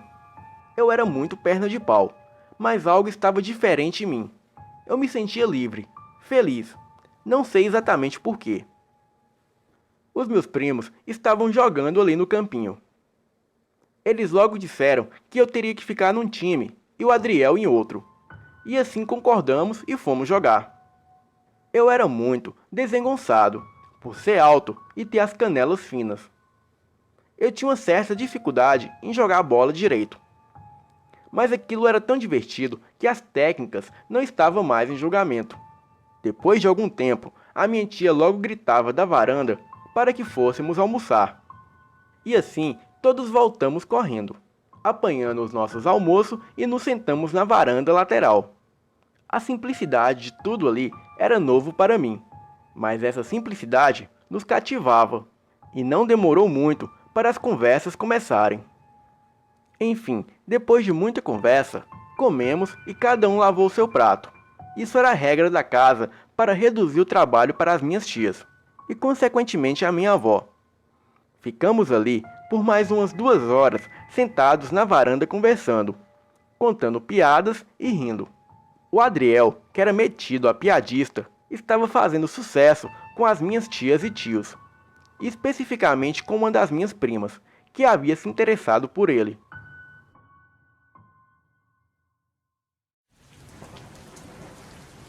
Logo se passou a tarde e a noite logo chegou. Uma garoa bem leve começou a cair. O frio era tão intenso que me lembrava o inverno. Entramos todos para dentro de casa, para ficarmos na cozinha, que era o lugar mais quentinho da casa. Ficamos conversando, enquanto as minhas tias faziam cuscuz e um café para o jantar, e nos esquentar também. Os meus 2 tios que estavam lá estavam perto da janela, conversando sobre as coisas do passado. Então, Gabriela, que era a menina que estava afim do Adriel, decidiu nos chamar para brincarmos lá em cima, depois do jantar. E eu logo a questionei sobre o que brincaríamos. E ela disse que brincaríamos de adedonha, uma brincadeira que um grupo de pessoas fazem uma lista de coisas típicas, nomes, CEP, filmes, famosos, etc. Em seguida, escolhem uma letra para brincarem. Era legal, porque eu não precisava correr e nem fazer muita bagunça. Era uma brincadeira correta, para uma noite com garoa e sem muito o que fazer. Esse seria então o nosso cronograma da noite. Nós jantaríamos e brincaríamos de adedonha no quarto de cima. E foi quando a minha avó veio da despensa que ficava ali do lado da cozinha e começou a dizer que as moças e os rapazes deveriam ter cuidado com essas histórias, de ficarmos juntos nos quartos. E que isso não era atitude de moça e rapaz direito. Nós rimos baixinho e ficamos calados enquanto ela continuava. Olha, meninas e meninos, em meu tempo, as moças e os rapazes não ficavam sozinhos. Tinha que a mãe ou o pai, ou então o irmão mais velho, ia acompanhar. Porque senão, quem é que ia cuidar para as coisas não acontecerem? Ela dizia enquanto apanhava algumas louças e colocava na pia. E logo em seguida, veio o meu tio Carlos e interrompeu a conversa da minha avó e disse: Mas mãe, esses meninos são tudo parente? E além do mais, eles não fazem nada demais. São só meninos, crianças. Que tal a gente combinar assim? Vamos todos brincar de adedonha com eles aqui na sala da casa mesmo. As minhas tias acharam uma ótima ideia. Seria até bom para reunir todo mundo com a família novamente. E ficamos por ali, mais uns minutos. E após o jantar, fomos todos para a sala brincar de adedonha. Depois de 2 horas de brincadeira, pouco a pouco, os mais novos começaram a pegar no sono. E os seus pais e mães os levavam para os quartos. E assim, chegou o ponto de restar somente eu e o Adriel, Rafaela, o tio Ronaldo, tio Lúcio, a minha mãe e a minha avó, que não estava brincando, mas observava a brincadeira ali de perto. Numa dessas rodadas, A brincadeira caiu na letra N de navio. E começamos por nomes. E o primeiro nome que eu citei foi o Nelson. E logo após eu falar, um silêncio tomou conta da casa. Eu não me dei conta que o Nelson era o meu finado avô, e que ele fazia bastante falta naquela casa. Adriel, mesmo sem saber de nada, percebeu que o clima mudara. E fingindo ir ao banheiro, ele se levantou e saiu. Eu abaixei a cabeça, e antes mesmo de pedir desculpas, a minha avó começou a falar. Sabe, menino, o seu avô e o seu pai tinham muita coisa em comum. Eram homens fortes e muito astutos. Cuidava da casa e da família. E eram também muito corajosos. Eu não sei se o seu pai já até te contou, mas o meu finado marido e o seu pai já se deram de cara com um lobisomem nessas terras. Eu levantei a cabeça olhando para minha avó, que estava sentada numa velha cadeira de balanço, e me olhando de volta com um olhar fixo. Ela me contou que foi quando meu pai veio pedir a minha mãe em namoro. Sim, vó, o meu pai me contou que ele viu o lobisomem quando ele veio pedir a minha mãe em namoro para o meu avô Nelson. A minha avó logo continuou. Teve essa vez mesmo, e tiveram outras também, meu filho. Quando viemos do Pará pra cá, era só eu, seu avô e o seu tio Lúcio. A gente tinha dinheiro das terras que vendemos lá, e algumas coisinhas. Chegamos aqui e ficamos nas estalagens. O seu avô trabalhava numa lavoura e morávamos nas mediações da fazenda. Estávamos procurando um terreno para comprar, para termos onde plantar. Um velho fazendeiro, dono de muitas terras aqui, nos vendeu esse pedaço de terra, bem baratinho. Ele dizia que venderia barato porque nas terras tinha um velho homem que mexia com magia negra e essas coisas do tinhoso, e que se conseguíssemos expulsá-lo, a terra seria nossa. Sim, bem baratinho. O meu finado marido Nelson apanhou o resto do dinheiro das terras, comprou um cavalo, uma roupa nova e um revólver, e foi lá conversar com esse senhor que vivia nas terras. A minha avó se ajeitava na cadeira e acendia o seu cachimbo, enquanto quem tomou a palavra foi o meu tio Lúcio. Eu lembro desse dia. Eu até fui com o papai no burrinho velho que tínhamos, e ao chegarmos na velha cabana do meu pai, nem precisou bater palma. Antes mesmo de me apear do cavalo, um velho senhor que saía de uma relva de mata baixa ao lado da casa nos recebeu com um olhar meio perdido. Eu lembro de sentir medo daquele senhor, por ele ter uma aparência mais largada e descompromissada, e meio que sem se importar com nada, ele veio até papai. E o meu pai era muito grosseiro, e já fui logo dizendo para ele que tinha comprado as terras, e que o velho teria uma semana para deixar as coisas para trás e ir embora. Mas aquele velho logo deu de ombros, e disse que se meu pai quisesse a terra, teria que expulsá-lo, e que se ele não cuidasse, o velho daria fim nele numa noite dessas. O meu pai deu meia volta com o cavalo e foi procurar o policial local, para avisar que esse senhor estava em suas terras, e que se caso eles não o tirassem de lá, ele mesmo o tiraria. Mas a polícia o ignorou e deixou a critério de papai. O meu tio nem sequer chegou na parte que me explicaria como ele e o velho senhor deixou as terras. E logo que a minha avó ia contar algo, um grito de pavor veio da varanda de fora, seguido dos latidos dos cachorros. A voz era de Adriel, que clamava por socorro, de maneira a acordar os que dormiam e apavorar os que estavam acordados. O meu tio Lúcio correu ao seu encontro, e eu fiquei olhando enquanto o meu tio o pegava na varanda. O pobre garoto estava em estado de choque, desmaiado na varanda, enquanto o meu tio o trazia para dentro. Eu estava olhando em direção das plantações de banana, E logo eu pude ver algo muito grande se mover de maneira muito rápida. Mas aquilo estava muito distante. E os cães que estavam de prontidão ao redor da casa latiam e rosnavam tentando afastar, seja lá o que fosse aquilo. Nesta noite, ninguém mais conseguiu dormir. As minhas tias faziam chá para o Adriel tomar, quando ele acordasse.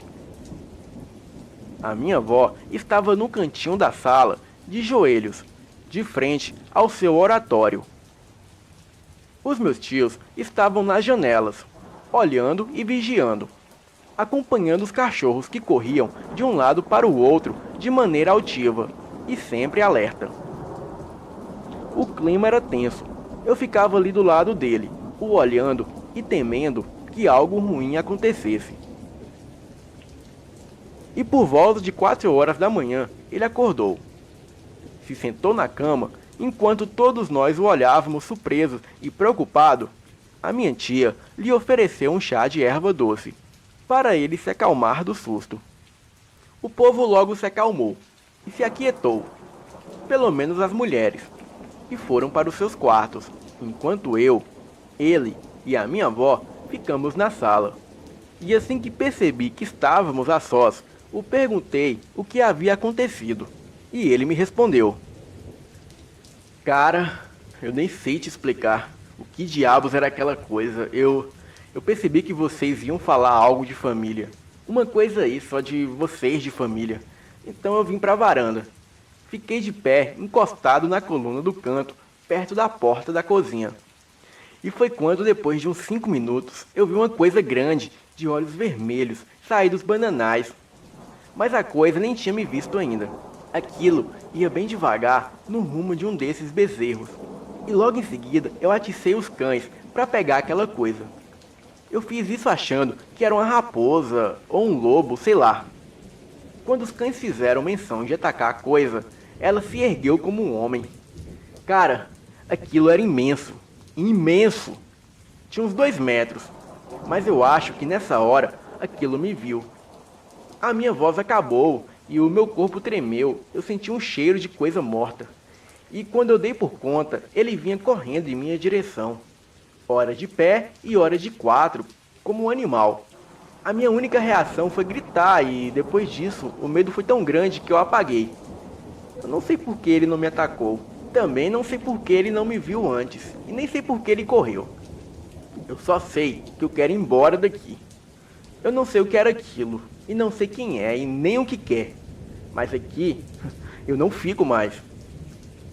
Ele dizia, praticamente chorando, enquanto a minha avó o alisava os cabelos, como se fosse neto ou filho dela. E assim ela completou: Esse é o velho que morava nessas terras. O meu finado marido, que Deus o tenha, tentou mandar esse homem embora. E conseguiu. Mas o velho disse que enquanto nós morássemos nessas terras, nós não teríamos paz. E que essa é a casa dele. E que ele não sairia daqui fácil. Bem, e nós sabemos que ele era macumbeiro. Pedimos que quando construíssemos a casa, um padre viesse benzê-la. E ele veio. Essa coisa não pode entrar aqui. Mas mesmo assim, toda época de Semana Santa, ela vem e mata uns bezerros e galinhas também. Aquilo passou uns tempos sem aparecer, depois que os meus filhos deram uns tiros nele, uns anos atrás. Mas agora ele apareceu de novo. Mas você está certo, menino. Acho melhor que todos vocês vão embora mesmo. Mas agora vamos todos dormir. E quando acordarmos, vamos nos arrumar para ir embora. Adriel, que havia tomado chá, não demorou muito para pegar no sono. Eu estava cansado e acabei dormindo também. Era inegável que estávamos todos cansados. E depois dessa, o que todos nós precisávamos era de uma boa noite de sono. Era por volta de 10 da manhã quando acordei com um som de chuva caindo no telhado. Abri os olhos devagar e vi que Adriel conversava com Rafaela, na porta do quarto. Eu não sei ao certo sobre o que, mas eles ficavam muito bonitinhos juntos. Enfim, provavelmente ele estivesse contando sobre o que ele vira na noite passada, e explicando por que íamos embora naquele dia. Mas as notícias não eram boas. Quando descemos para tomar café, o meu tio Fabrício chegava de moto ao lado da casa. Rapaz, deu pra ir na cidade não. Uma árvore imensa caiu no meio da estrada. Não dá pra passar. Ela é muito grande. O tronco deve ter uns 8 metros de grossura. Ali só com um trator para poder arrastar. E pro trator torar ela, tem que desfazer a cerca do lado. Isso é trabalho para um dia todo. Então eu só lamento, mas não vai passar ninguém para lá. E a gente vai ver o que pode fazer com aquela árvore. Adriel ficou assustado e, abaixando a cabeça, se aquietou. Na fazenda havia 2 motosserras, mas era muito arriscado usá-los naquela chuva forte. E logo comecei a perguntar como faríamos para ir embora dali, pois ali não teria nenhum local com sinal de celular onde pudéssemos contatar alguém na cidade, tipo polícia ou bombeiros. Mas mesmo assim, a chuva estava muito grossa e as estradas lamacentas. Seria complicado sair para procurar sinal de celular. O risco de uma queda de moto ou de ficar atolado nessas estradas era muito grande. Isso para não mencionar a criatura da noite passada. A minha avó, que estava por perto, logo começou a dizer: Olha, vamos fazer como fazíamos antigamente. Vamos voltar aos costumes antigos da Semana Santa no interior. Esse bicho só está aqui de volta porque não pedimos mais a proteção de Deus. E nem fazemos mais as coisas da Semana Santa. Está na hora de começar, nem que seja improvisado. Hoje estamos todos de jejum. As mulheres vão rezar e os homens vão lá cortar a árvore para poderem ir embora. Os meninos mais novos, que não têm força de braços para ajudar, vão procurar sinal de celular. Não precisa ficar com medo do bicho de ontem. Ele só aparece à noite. E vamos logo para não demorar. O almoço sai ao meio-dia, com oração e reza até às 3 da tarde. Todos concordaram com a minha avó, que era praticamente uma anciã. E assim, cada um de nós fomos cada um para um lado. Eu, o Adriel e o meu primo Micael fomos procurar sinal de celular, numa colina perto de umas árvores na parte de trás da casa. Quanto mais andávamos, mais ficamos esperançosos e nos afastamos da casa. Quando me dei por mim, estávamos numa colina bem longe de casa, mas finalmente o celular tinha sinal. Mesmo assim, nós o ligávamos e pouco conseguíamos ouvir algo na ligação. Ficamos tentando e tentando, mas nada. E quando pouco ouvíamos, fomos surpreendidos por um senhor estranho. Bom dia. Ele falava enquanto retirava o chapéu da cabeça. Bom dia, senhor. Respondi enquanto guardava o celular no bolso e ficava de frente com o senhor e olhando fixamente para aquele senhor maltrapilho, de vestes brancas e com um cajado na mão. E ele continuou. Vocês moram naquela casa lá embaixo, né? Estão precisando de ajuda lá? Fiquei sabendo dos rapazes lá embaixo que uma árvore caiu e bloqueou a estrada lá. É verdade? Eu disse que estava tudo bem. E me sentindo incomodado com esse senhor, eu dei-lhe de ombros, comecei a sair pela colina ao longe. Eu ainda caminhava com os meninos. E foi quando eu ouvi ele dizer: Cuidado, rapazinho. Eu disse ao velho Nelson que não deixaria eles em paz. E não será vocês que vão me pôr para correr. Ele nos olhava enquanto entrávamos na mata densa, em direção à casa. Caminhamos com aquela sensação de que algo nos seguia. Até que chegamos próximo à casa e vimos os adultos que nos esperavam. Contamos a todos que vimos esse senhor. E no entanto, eu não contei o que ouvi ele dizer, por não ter certeza do que ele havia falado exatamente. Nos dias que se passaram, as chuvas só pioraram, aumentando as quantidades de raios e relâmpagos nas terras da minha avó, queimando aparelhos eletrônicos como TVs e geladeiras. E tudo o que fazíamos era rezar. Todos nós ouvimos nas noites aquela coisa correr pela propriedade, fazendo bagunça e matando alguns animais. Aquilo estava nos cansando, principalmente a minha avó, que já estava num estado de saúde bem frágil. Mas isso não era o pior. O pior mesmo foi na Sexta-feira Santa. A árvore tinha sido cortada a machadadas durante a semana. As cercas ao redor tinham sido removidas para que o trator pudesse passar para poder remover os pedaços da árvore. Agora tínhamos que voltar no lugar de antes para fazer a ligação. E dessa vez, quem foi para o local foi somente eu, Adriel e Lucas Júnior. O dia amanheceu com muita chuva e uma ventania forte e impetuosa que nos avisava que o dia seria bem complicado. Enquanto caminhava pela casa, eu vi uma pequena salinha que seria a antiga salinha do meu avô. A porta da salinha estava entreaberta e uma pequena luz estava acesa. Ao passo em que eu entrei na sala, eu vi vários quadros de santo pendurados na parede, e um velho baú no canto do quarto me chamou a atenção. Eu logo o apanhei, e dentro dele havia um revólver calibre 38 preto. Eu o abri e girei o tambor, e por incrível que pareça, a arma parecia estar intacta, como se tivesse com todas as manutenções em dias.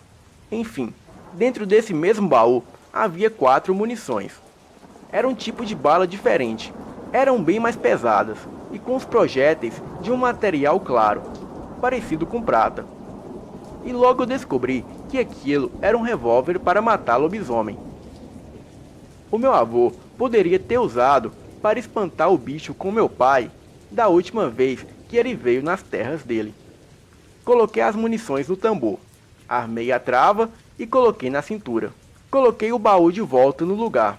Junto com o revólver, também apanhei um velho chapéu de boiadeiro que provavelmente foi do meu avô, e o coloquei na cabeça. Adriel e Lucas me acompanharam e fomos saindo em direção à colina de antes. Como já sabíamos o caminho, foi bem mais fácil e muito mais rápido para chegar. E tamanha foi a nossa surpresa quando chegamos lá e o mesmo velho senhor parecia estar lá, nos esperando. Aquele velho estava com um semblante que expressava muita raiva, incômodo com algo que eu não sabia o que poderia ser. E dessa vez ele nem sequer nos cumprimentou. Quieto ele estava e quieto ele ficou. E desta vez, diferente do outro dia, o celular não achou sinal nenhum. Movíamos de um lado para o outro, e às vezes o sinal aparecia e do nada sumia. As horas passavam e já estávamos ficando preocupados, pois logo logo o sol iria se pôr. Mas ao cair da tarde, por volta de 17h35, depois de muito tentar, conseguimos entrar em contato com um rapaz que tinha um trator e morava ali nas proximidades. Expliquei a ele a nossa localização e ele já estava vindo. Nós, muito felizes, começamos a sair em direção à casa, mas essa felicidade logo foi interrompida. O velho logo disse: Vocês acham mesmo que eu vou deixar vocês em paz? Vocês por acaso sabem que dia é hoje? Ele falava enquanto olhava em direção do pôr do sol. Não me interessa, e sinceramente eu não dou a mínima. Eu só sei que eu vou embora deste inferno de lugar cheio dessas coisas bizarras, dizia Adriel enquanto caminhava na frente. Mas não foi o meu caso. Eu não conseguia mais andar. Algo me incomodava muito naquele homem. E então eu me virei para olhar na sua cara. e vi os seus olhos com um reflexo meio avermelhado, parecido com os olhos do bicho que vi na noite que o Adriel também o viu. E ele, me olhando com um semblante de deboche, começou a falar. Hoje é sexta-feira santa, dia das coisas ocultas, a noite em que o meu pai vem sobre a terra. E meus irmãos, que conhecem os seus segredos mais ocultos, me acompanham. Vocês não acham uma coincidência que o seu celular só voltou a funcionar no finalzinho da tarde? Próximo da noite? Hoje eu vou tirar daquela velha e do finado Nelson um pedaço da família dele, para eles verem como é perder algo que lhes pertencem. O velho falava enquanto o sol aos poucos deixava de brilhar a sua luz. E ao passo que isso acontecia, a noite se aproximava. Após andarmos alguns passos, olhei para trás e procurei o velho novamente. E logo notei que num passe de mágica ele havia sumido. E logo um uivo estridente ecoou na mata ali perto. Adriel começou a entrar em pânico e chorar. Lucas estava praticamente chorando também. E neste momento foi quando eu saquei o revólver da cintura e os coloquei para caminharem na minha frente. Caminhamos passo a passo, fazendo o mínimo de barulho possível, em direção à casa. Mas isso não deu muito certo, pois poucos passos antes de sair da mata densa, vimos saltar no pasto, à nossa frente, aquela coisa. Aquilo deu um bote certeiro, numa pequena ovelha desgarrada, que corria em direção à casa. Adriel, vendo aquela coisa a poucos metros de nós, acabou desmaiando novamente. Estávamos a poucos metros da casa, mas por causa do medo dos meninos e da noite que estava muito densa, nenhum dos dois havia percebido que eu estava com uma arma. Mas isso, de certa forma, seria bom, para evitar mais pânico e perca de tempo com tolices. Ainda assim, uma chuva forte começou a cair, e a criatura, depois de ter matado a pequena ovelha, se virou para nós. O cheiro de coisa podre tomou conta do meu nariz, me fazendo passar mal, e fazendo Lucas vomitar. Ele gritava por ajuda, e a criatura caminhava em nossa direção, parecendo se deliciar muito com o nosso desespero. A criatura rosnava em um tom grave, e aquilo parecia com uma imagem do inferno. Aquilo era grande, descomunalmente grande, forte, de pelos aparentemente grossos. O meu coração acelerava e faltava ar. Eu sentia que ia morrer. E eu estava travado. E mesmo armado, eu parecia não conseguir atirar. O meu pulso tremia muito. E sabia que esse seria o nosso fim.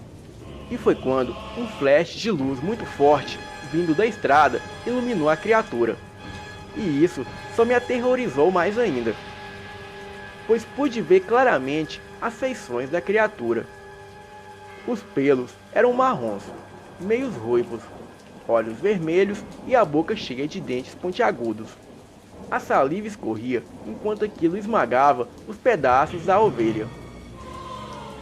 O meu tio logo veio ao nosso encontro para nos ajudar, e a criatura correu para longe assustada. Mas até isso durou por pouco tempo, pois quando levamos Adriel para dentro da casa e voltamos para o carro, eu pude ver ao longe a mesma criatura na porteira. Aquilo estava de pé nos olhando. E aí foi que as coisas ficaram complexas. Passo a passo, a criatura estava vindo em direção à casa, entrando cada vez mais próximo da casa. Eu corri para dentro aos berros, avisando que a criatura estava vindo. E foi quando eu ouvi um tiro de dentro da casa. O meu tio Fabrício havia atirado com um velho rifle de caça. Todo mundo estava desesperado. E de repente, uma pancada forte veio contra a porta da cozinha. E tudo estremeceu. E todos nós nos calamos e ficamos apreensivos. E foi aí que veio a segunda investida. E de repente, a porta veio ao chão. Eu vi a criatura se projetar para dentro da casa. A sua cabeça era imensa e todos gritavam e corriam. Era o pandemônio. Eu logo saquei o revólver e apontei para a criatura. Fechei os olhos e disparei 4 vezes. Cada tiro era um urro da criatura. Os rostos das pessoas da cozinha se fecharam. Eu estava em estado de choque, tremendo muito. A minha mãe correu e me abraçou. E segurando o revólver, ela tirou de minhas mãos. O meu tio o apanhou e um frio gelou a minha espinha. Eu senti falta de ar e a visão escurecer. Deu tempo somente de cair e olhar para a porta que estava no chão. As pessoas estavam me olhando e a criatura estava no chão. Eu me lembro de ver aquilo voltar e ser uma pessoa. E isso foi o suficiente para mim naquela noite. Ao acordar, eu vi o Adriel. A minha mãe e eu estávamos no carro, voltando para Brasília. Durante a viagem, decidimos que não contaríamos nada do ocorrido para ninguém. Até porque a minha mãe não me disse o que havia acontecido com o corpo daquele homem. Mas se eu não gostava de ir naquele lugar, agora é que eu não iria mais. Nem eu e nem o Adriel. Até hoje, toda vez que chove, eu ligo para o Adriel e conversamos para manter tudo bem um com o outro, para não dizer que ficamos sempre com medo, e as lembranças daquele feriado. Essa foi a minha pior história, e depois dessa, até para a igreja eu entrei. Boa noite.